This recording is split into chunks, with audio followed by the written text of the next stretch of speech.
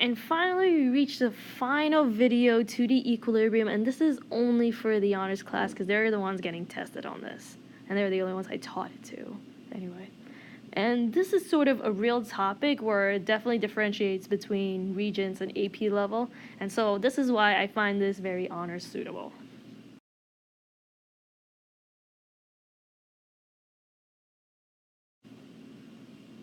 So we start with the equilibrium. It's a force that balances out the net force to bring objects into equilibrium.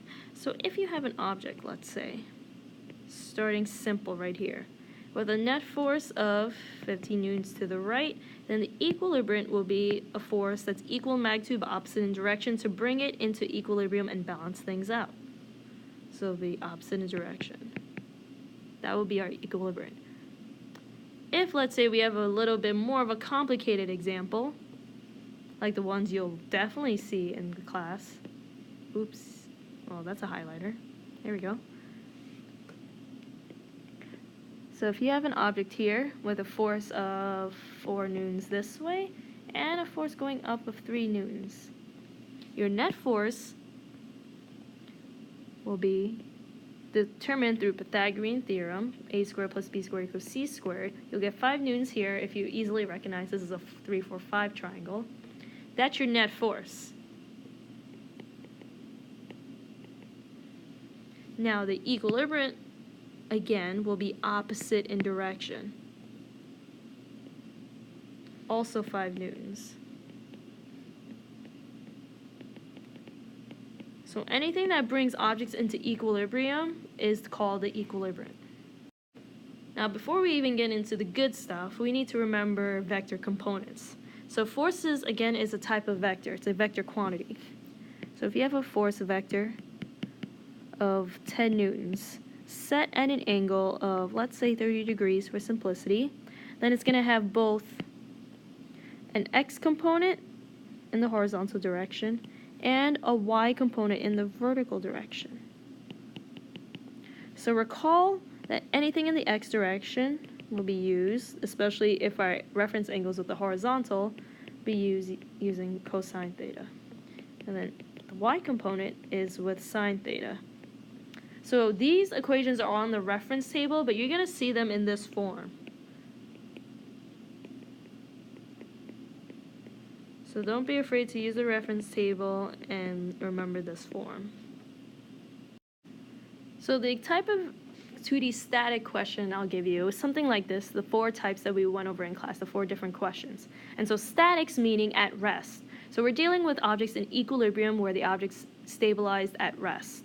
And here we have a 100 kilogram object being suspended in midair at rest by 2 cables, each with equal tensions. So T1 and T2 are equal to each other because they're also held at the same angle. All right. And so we should acknowledge that the weight of the object is being counteracted by the y components of both cables. Okay? So T2y and T1y. So our first step here is to figure out what is that force of gravity, m times g. We're given the mass, 100 kilograms times 9.81 meters per second squared. Should get 981 newtons.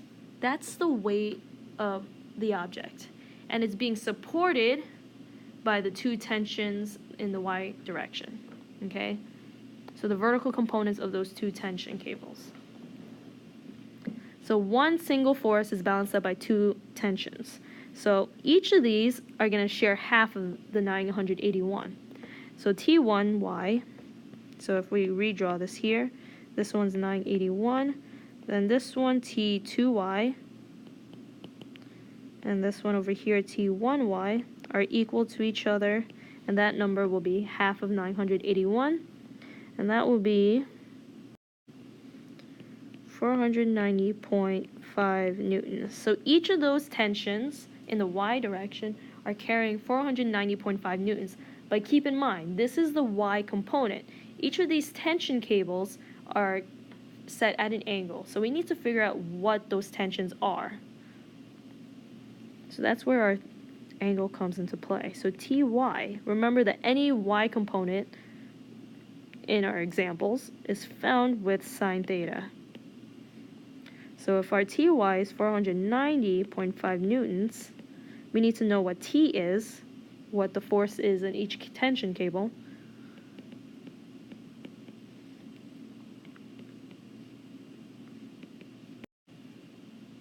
So each tension cable is carrying 855.2 newtons, and that's a lot of force. That's a lot of force being carried in each cable just to support a 981 newton object, all right? Now, if you're given the tensions on the cables and you need to figure out the weight of the object, you're just gonna go the opposite route. And that's the kind of example you should expect to see on Friday's test.